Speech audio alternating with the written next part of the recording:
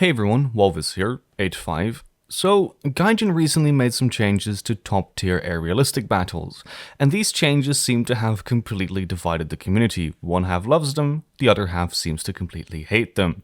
But, what actually changed? Well, for one, maps got bigger. Which is nice, because top-tier matches before used to last about 5 minutes, and bigger maps should help make matches last a little bit longer. So, pretty poggers change, right?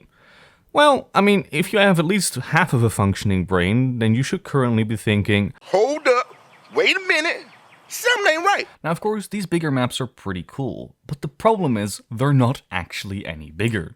What do I mean by that? If I take this map here on the right, and I hide the background, but only keep those bases visible, and I start to reshape it, and I overlay it onto the new map, if we put the old map on it, it's the same thing. It's exactly the same thing, except the airfields are further away. Now look, right? For top tier, this doesn't change all that much. Before, you used to go left and then turn back into the enemy at some point, and nowadays you just go straight towards the enemy from the beginning. However, top tier is not the only battle rating that has to fight on bigger maps like this. In fact, if you take an aircraft like the A-10, you still are going to have to now fight on these larger maps. And that would be fine if these maps were actually any different. But they're not. Everyone is still going to be fighting in the same general area. The only thing that changes for people flying the A-10 on a map like this is that it takes them 2 minutes longer to get to the battlefield. Why? Okay, so the maps got bigger. Well, not really, but the airfields are now further away from each other. What else changed? Well, I'm glad you asked, because of course Gaijin had to change a little bit more once they saw that they now had these big maps. Gaijin looked at these maps and thought, wait a minute, these maps are now bigger, that means teams must also become bigger. So basically what Gaijin has done is they have increased the maximum player count of each team from 12 to 16. Now that doesn't necessarily sound like all that much, but keep in mind that's 4 more players, or a third more players on each team. And what does that mean? Well, effectively there's now 2 problems. For one, every kill you make has less value. That sounds a bit vague, but basically what I'm saying is, every kill you make is now disabling a smaller percentage of the enemy team. If you killed an enemy before, that meant you were taking out 1/12 of the team, you're now taking out 1/16. And that's not necessarily terrible, except of course everything on your aircraft is still the same in terms of ammunition. You don't suddenly get more missiles or a lot more ammunition for your guns, so the amount of people you can theoretically kill with your plane still roughly stays the same. But now, let's say you're right, I should just learn to cope, I have a skill issue, I should have side climbed. What if, instead of getting 4 kills per game, I now suddenly get 7? But what do I do after I kill those 7 people? Oh shit, well, I'm out of missiles, I'm out of flares, I'm out of gun rounds, so I'm running low on fuel. Oh, I better go back to base to refuel and rearm. Except that now takes 6 fucking minutes. And 6 minutes is a hell of a lot of time, considering the fact that each ARB match can only last a maximum of 25 minutes.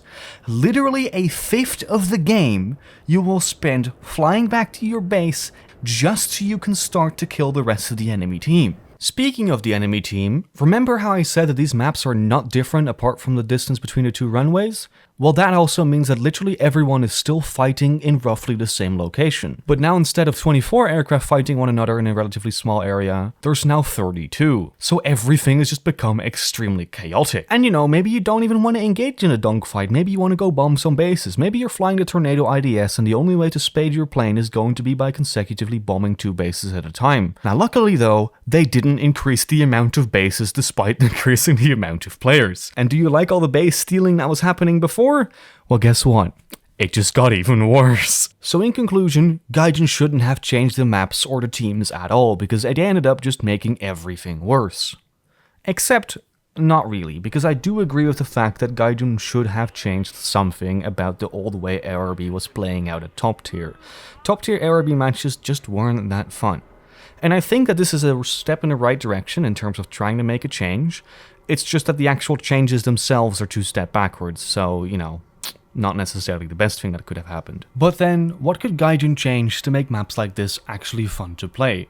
Of course, this is just going to be my own opinion. I assume that everyone probably has slightly different feelings about how they should change ARB, but I might as well give some of my ideas in this video, and then maybe in the comments section we can have a discussion about what you personally think. In any case, what I would do to Sinai is I'd duplicate the amount of airfields available.